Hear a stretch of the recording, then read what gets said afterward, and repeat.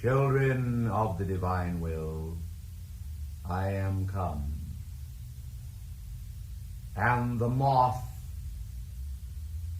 the senseless moth, fails to apprehend the light and heat of the flame. Wise are they who in the midst of the battle do recognize also the strength of the enemy. Though the enemy be within their own household, the power and presence of victory is considered, and the consummation of the darkness is also considered. For by effectiveness men will transform themselves into miracle workers. By effectiveness, by practicality, and by my law. Why do I claim it? Because all should. And I also, setting the example before you of the will of God, am constant in my love of the light of the soul within you, the strength of the law of God, the strength of the law of righteousness, the power and presence of immortality, at a time when the hearts of men are quaking and surfeited by fear. I speak of the balm of love, for the chastisement of our perfect word is also designed to free men from later periods of distress. Yes, through a little suffering, the law is satisfied. The mercy of God abides in the heart. Those, however, who are not concerned with mercy transmit the abrasion of the rasp and the fear of the asp, the bite, the sting of the darkness of non-being. Yet life, like a gift, lies in their hands, and the gift that they bear is the gift of immortality.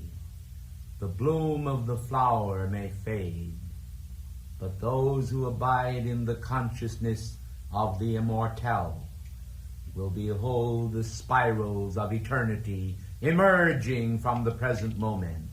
They will consider the glory within the heart of the cosmic egg of infinite purpose. They will perceive the radiance of our strength shining in the midst of the cloaked darkness.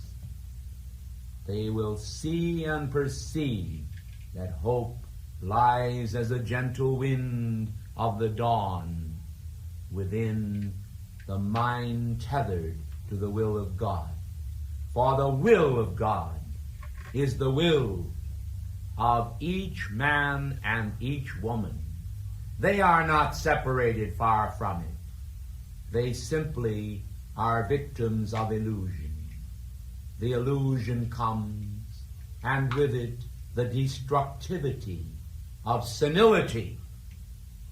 They have not understood agelessness. They have not understood the light of the ages. They have not understood the summoning of strength. They have not understood the meat of the Spirit. They have not understood the body of Christ. Hence, darkness is not expurged from their consciousness, and commingling with darkness is the fruit of the light. We call them the gray ones, those who stimulate alternately the will of God and then vacillatingly turn toward the shadow of their own world, mingling these together, feeling that the dilution will provide a solution, are apt to find themselves clean out of reality, because reality will flee from them with the wings of the dawn, and reality will vanish as a thief in the night without leaving so much as a calling card of its existence.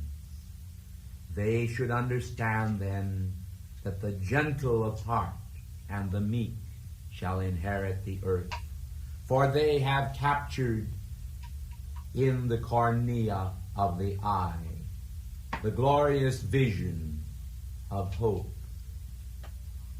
The radiant atomic burst like a sun flame poured out, dripping with holy radiance. They have no room in the inn of their being for the cloaked darkness, and they are stimulated only by the light. I have watched, as the years have passed, the progress of many students. I have heard how the beat of their heart comes to me silently in the night. O will of God be born in me. O will of God be born in me. O will of God be born in me. These understand communion. They understand the cup of betrayal also, and they shun it as a fierce plague or hailstones out of the east. They understand that holy things should be respected. They understand the border of respect and the hem of the garment of the Lord. They understand the stimulation of eternal spheres in the present moment. These understand the need to be vigilant. They understand that the arrow flieth by day as well as by night. They understand that in an unguarded moment they may fail to keep the city of God's beauty in their mind and heart. They understand the need to establish forever a momentum of perfection here now today. To them is given the badge of cosmic humility. We shall raise them up, for the will of God is cherished by them, and the will of God is the will of God. It is the will of God, whether within them or whether it exists in the universe silently standing as a witness against them. Let those who will then decide that they will run counter to the currents of heaven that flow with the mighty river of light, which I am bringing forth to you tonight. Let them decide if they will. It matters not. As the moth falling within the flame, they truly shall vanish, as Hercules has told you, from the scene of life, and even the astral world, with its tin pan alley of discord and dissonance. As St. Paul said, a tinkling cymbal shall fade and cease their existence until only the sheath of God's will remains. Blue flame illumination, pulsating, rising up. Let your spines become a holy candle unto God. From the base unto the third eye, let us see the fire of the will of God pulsating there and creating currents of intent, motivation, and strength. The opinions of men are a scathing ritual, a miserable dream of deceit that promise much and deliver nothing. We say to all then, awake thou that sleepest, and arise from the dead, and Christ shall give thee life. Understand the words of the ancient ones, and recognize that today is the day of salvation, because men have cherished the will of God enough to do it. They have understood it, and they have not sought for strange voices They have not desired to run toward psychic manifestations, toward the bane of automatic writing, toward the frustration of crystal gazing and astrological prognostications. Rather, they have said, in the light of the Christ, I will place my faith, a badge of cosmic beauty from the heart of God.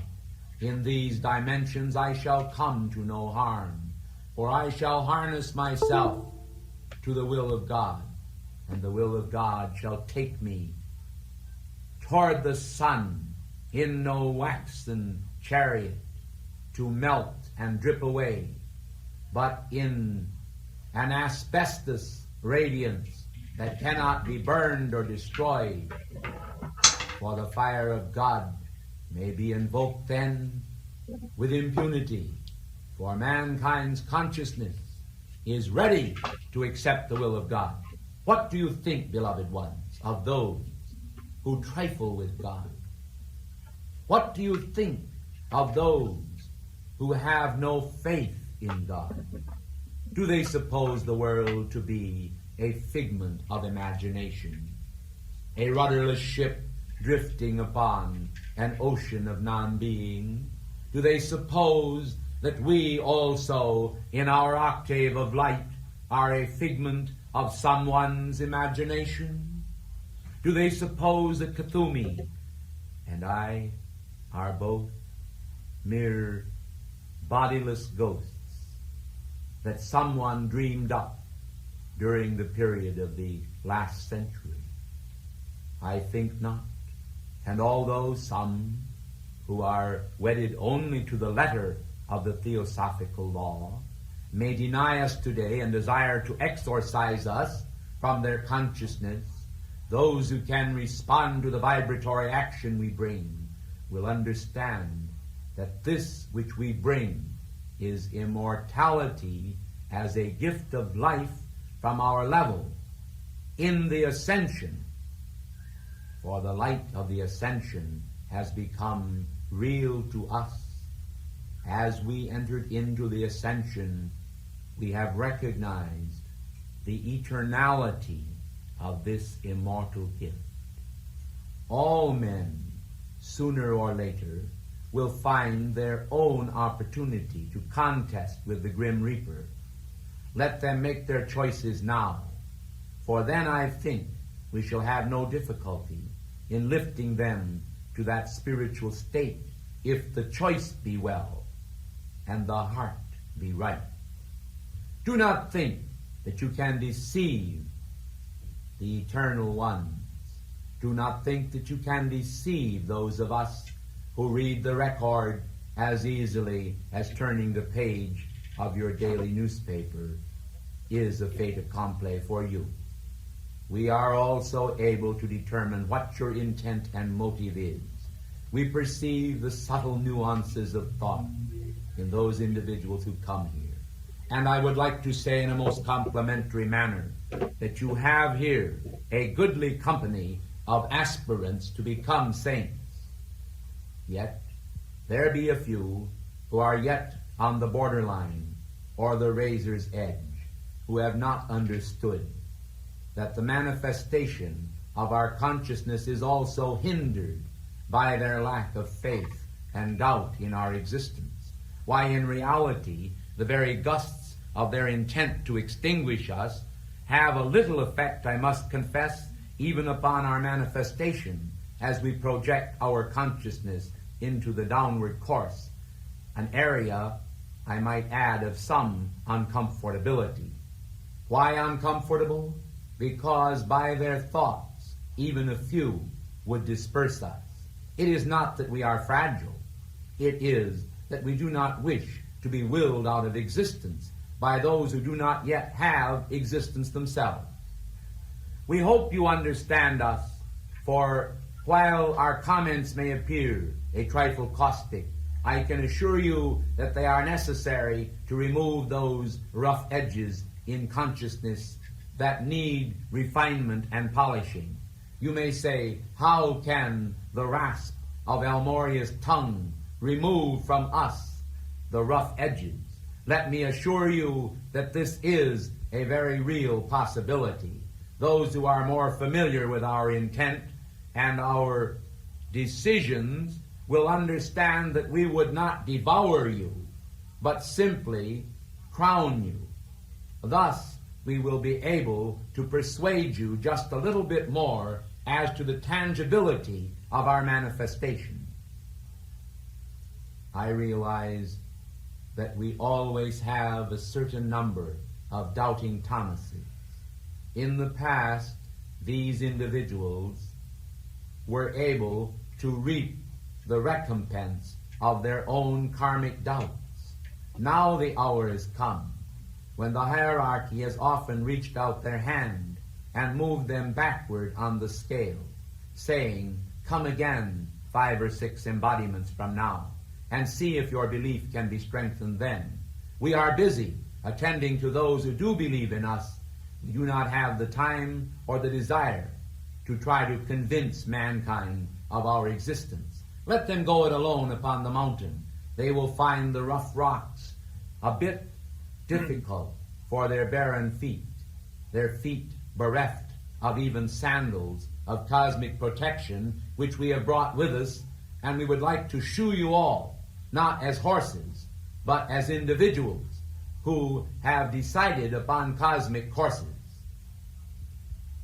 I trust then that you will allow me this trifle in levity, with all sincerity, that through your own perception of cosmic truth, you may at last come to that place where you can accept in full faith not only our existence, but our sincerity to assist you upon the spiritual path.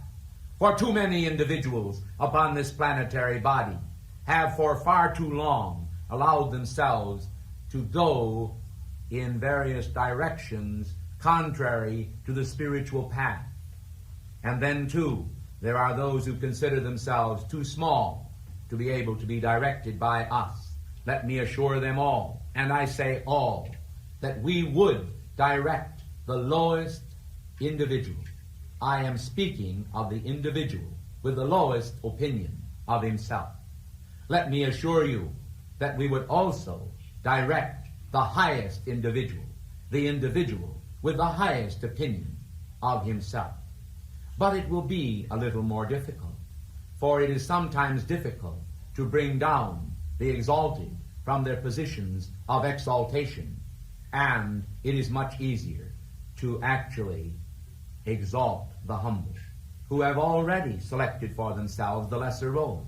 And when we come to them with a garland of cosmic exaltation, they not only readily accept it, but they are doubly honored because one of us, whom they term a master, has offered it unto them. Will they understand that our mastery is a gift of our divine presence? Will they understand also that the gift of mastery that they themselves will receive will be a gift of their divine presence? Will they understand that the divine method of cosmic role-keeping by which an individual decides that he will invest himself with cosmic delights and graces is a magnificent means whereby a man or a woman can fulfill their cosmic destiny? I would explain a trifle, because there is always a certain amount of residual substance around the consciousness of man. What I am trying to convey to you is that by acting out the part of a divine being, by acting out the part of cosmic mastery, not in the manner that lords it over others, but in a humble manner, not in the manner of such humility that destroys the fabric of the sense of cosmic worth, but by perfect balance, the individual will come to that place where at last he can accept the concept that heaven wants him to behave as though he were already an ascended being. And the very process of acting out the role of an ascended being will bring to you many graces and understanding principles. Why? because as you begin to act out the role of an ascended being, it will make it just a trifle easier, you see, for you to actually enter into the ascended state when at last you have merited it. And the merit will come much more quickly if you will cease from the process of debasing yourself. For by your personal debasement, by your lack of esteem of your own selves, you do despot to the image of God. And for this I hold something against you. I tell you, this is only darkness and sheer nonsense. We would speak to each heart then of the presence of God as the presence of life, as the presence of new hope, as the presence of a new day, as the substance of things hoped for, the evidence of things not seen as yet. So you do not see us. You have served us 10 years, and now you say you have not yet obtained your mastery. What a pity. There are some of us who have served 10 centuries before we even knew what mastery was. Let me say to you then, in your patience possess your souls, and do not object to the study of cosmic law, to the study of cosmic truth, simply because the truth is not as glamorous as those conditions of error, does not in any way render them less efficacious. For error produces exactly what it is, more error, whereas truth portrays to man the grace of freedom, the freedom which all of you are, if you will but claim it. Those who do not feel that I have brought to you this night, out of the substance of my heart, that which I deem of cosmic worth, will do well to recognize that there are those in the audience who need and require exactly what I have said.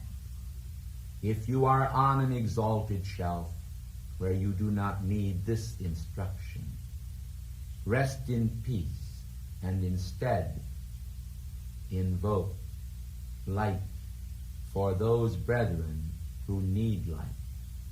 If you have light, so much of it, that you do not need the light I bring, humble yourself. For the light I bring is from God, and I know no one in heaven or earth, even the very only begotten of the Father, who is too proud that he would not bow the knee to God, that the Spirit may be all, even as it is in all. Learn tonight, then, the principle of humility. We have such a struggle with recalcitrant humanity. The foibles, we might almost say, oh God, the foibles of men. What merchandise, what shoddy merchandise they make of themselves. How foolishly they presume upon an angel's patience. But let us say that we, in the vision image of the Christ, are not too proud to wash your feet. The part of you that comes in contact with the rich verdure of the earth, the part of you that motivates and moves you from place to place, your instruments of mobility. And therefore, just as we would wash your physical feet gladly, so we also